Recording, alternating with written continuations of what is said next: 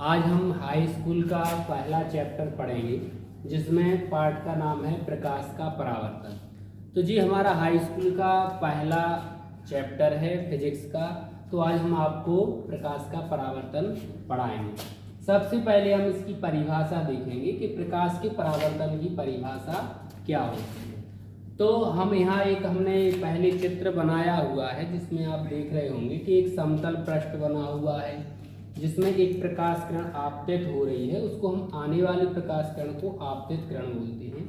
इस पृष्ठ से टकराने के बाद ये उसी माध्यम में वापस लौट रही है तो इसको बोलते हैं हम परावर्तित किरण बोलते हैं। जिस बिंदु पर किरण टकराती है समतल पृष्ठ पर उस बिंदु को हम आपतन बिंदु कहते हैं। इसको हम नाम दे देते हैं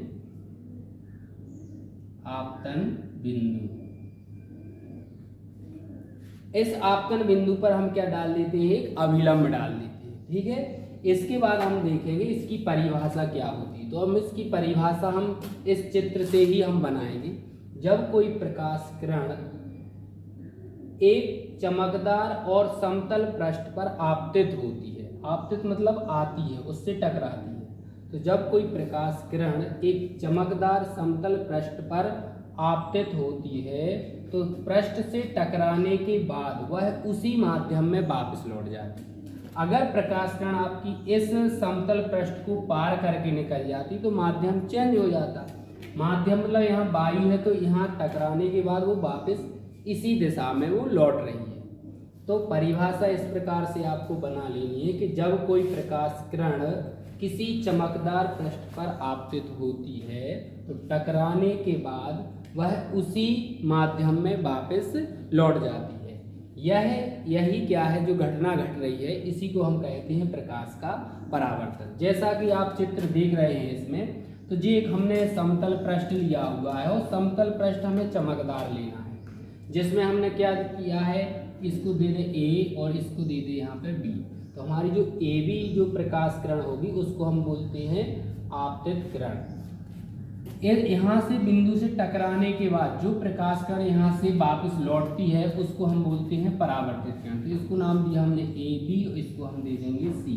तो बी और सी जो हमारी प्रकाश किरण होगी वो क्या है, परावर्तित किरण है। हमने क्या किया है, यहाँ पर हम ले ले गया ओ, तो हमारा बी और ओ क्या हो गया, एक अभिलंब हो जाता है। अभिलंब इसलिए है क्योंकि ये पृष्ठ के साथ कितने अंश के कोण पर है, 90 अंश के कोण। अब हम देखते हैं कि जिस बिंदु पर टकराती है प्रकाश किरण उसको बोलते हैं हम आपतन बिंदु। आने वाली प्रकाश किरण को हम आपतित किरण बोलते हैं। यहाँ से टकराने के बाद जो लौटती है उसको बोलते हैं परावर्तित किरण। अब अभिलंब और आपतित किरण के बीच जो कोण बनता है उसको बोलते हैं आपतन कोण। इसको हम आई से प्रदर्शित करते हैं। हम हिंदी में भी लिख सकते हैं इसको आपतन कोण। इसके बाद आप देख रहे होंगे परावर्तित किरण और अभिलंब के बीच जो कोण बनता है वो बनता है क्या, आर। इसको बोलते हैं हम परावर्तन कोण। तो इस प्रकार से आपको क्या करनी है, इसकी परिभाषा लिखनी है और उसका एक चित्र आपको बना देना है, जिससे क्या है हमें क्लियर समझ में आता है। इसके बाद हम देखेंगे इसके नियम। तो परावर्तन के नियम कितने होते हैं, 2। यहाँ हम हेडिंग डालेंगे परावर्तन के नियम। तो नियम भी क्या है, हम इसी चित्र से ही समझ लेंगे तो हमें सबसे ज़्यादा क्लियर समझ में आएगा। पहला तो नियम हमारा यह होता है कि अगर परावर्तन समतल पृष्ठ से होता है तो आपतन कोण बराबर क्या होता है, परावर्तन कोण होता है। दोनों कोण कैसे होंगे, बराबर। तो हम यहाँ लिख देंगे आपतन कोण बराबर परावर्तन कोण। जी हमारा पहला नियम होता है,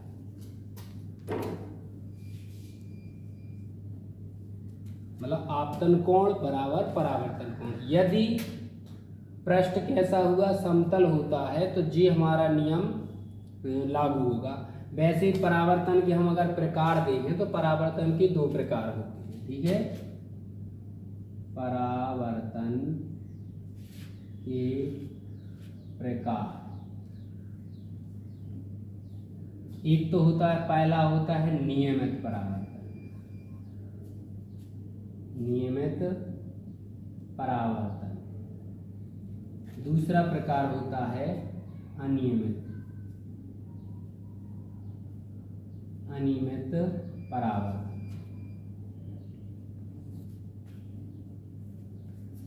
तो यहाँ पे हमारे जो नियम जो लागू होते हैं जो किस परावर्तन के लिए लागू हो रहे हैं आपके, केवल और केवल नियमित परावर्तन। यदि नियमित परावर्तन होगा तभी हमारे ये दोनों नियम क्या होंगे, लागू होंगे।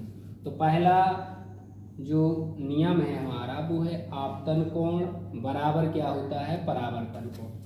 दूसरा नियम है आपतित किरण, आपतन बिंदु पर खींचा गया अभिलंब और परावर्तित किरण तीनों एक ही पृष्ठ पर होते हैं या तल में होते हैं। तो हम इसको क्या बोलेंगे, आपतित किरण और परावर्तित किरण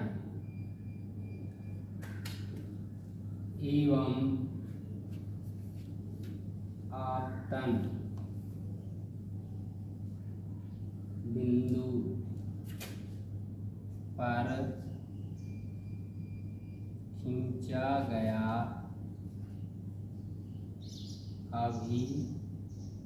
अभिलंब तीनों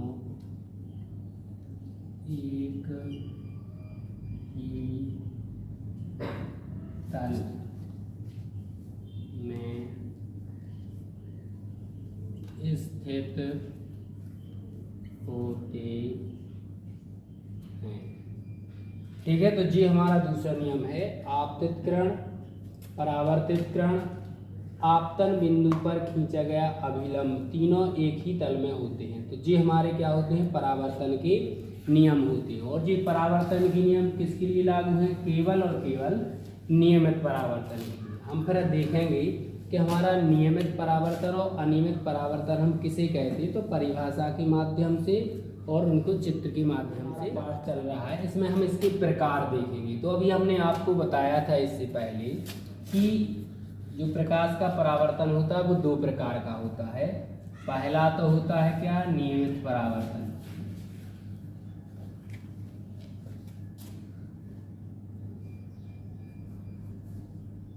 नियमित परावर्तन।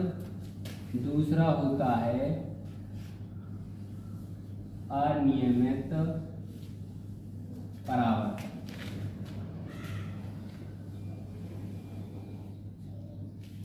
सबसे पहले हम क्या पढ़ेंगे, नियमित परावर्तन को पढ़ेंगे और उसको चित्र के माध्यम से हम समझते हैं। तो पहला है हमारा क्या, नियमित परावर्तन।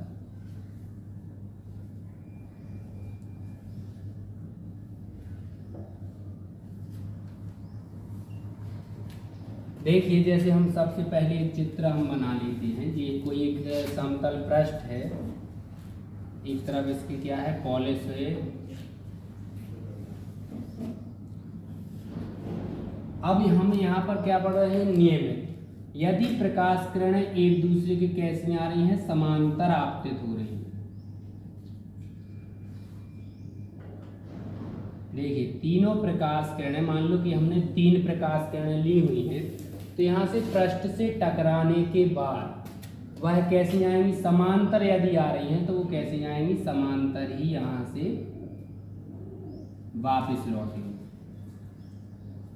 तो जी कौन सा परावर्तन कहलाएगा हमारा, नियमित। मतलब एक ऐसा परावर्तन जिसमें यदि प्रकाश किरणें समांतर, एक दूसरे के समांतर किसी पृष्ठ पर आपतित होती हैं तो परावर्तन के बाद, यानी वहाँ पृष्ठ से टकराने के बाद समांतर ही वो परावर्तित हो जाती हैं। तो इस प्रकार के परावर्तन को हम बोलते हैं नियमित परावर्तन। जब भी जैसे आपने देखा होगा कि हम अपने एक शीशा में से अपना चेहरा देखते हैं तो वहाँ पर कौन सा परावर्तन होता है, नियमित परावर्तन। इसलिए हमें क्या है, अपना चेहरा साफ दिखाई देता है। दूसरा हमारा परावर्तन है अनियमित परावर्तन, अनियमित परावर्तन। देखिए अनियमित परावर्तन में क्या होता है, इसमें जो पृष्ठ है वो कैसा है, समतल है और चमकदार था। ठीक है, समतल और चमकदार, समतल है और चमकदार है। लेकिन अनियमित परावर्तन यदि होता है तो पृष्ठ कैसा होगा, समतल भी नहीं होगा, क्या होगा, खुरदरा। पृष्ठ कैसा होता है, खुरदरा, खुरदरा होता है। ठीक है,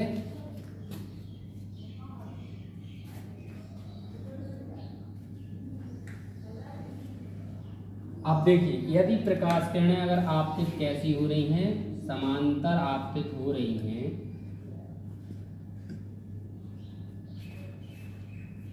यदि 3 प्रकाश किरणें जैसे हमने यहाँ पर ली हुई हैं, तो यहाँ से परावर्तन के बाद वह क्या होती हैं, समांतर वापस नहीं लौटती हैं, किसी भी दिशा में वो क्या हो जाएंगी, चली जाएंगी। तो इस प्रकार के परावर्तन को हम क्या बोलते हैं, अनियमित परावर्तन बोलते हैं। क्योंकि देखें आप चित्र में कि अगर प्रकाश किरण क्या है, एक दूसरे के समांतर आपतित हो रही है, लेकिन यहाँ से पृष्ठ से टकराने के बाद, यानी यहाँ पे परावर्तन की जो घटना हुई है उसमें प्रकाश किरण क्या है, एक दूसरे के समांतर नहीं जा रही है या समांतर परावर्तित नहीं हो रही है। तो इस प्रकार के परावर्तन को हम बोलते हैं अनियमित परावर्तन। जैसे कोई चिकनी दीवार हो, उससे भी परावर्तन होता है, लेकिन उससे कौन सा, अनियमित परावर्तन होता है, जिससे हमें उस पर चेहरा अपना दिखाई नहीं देता है।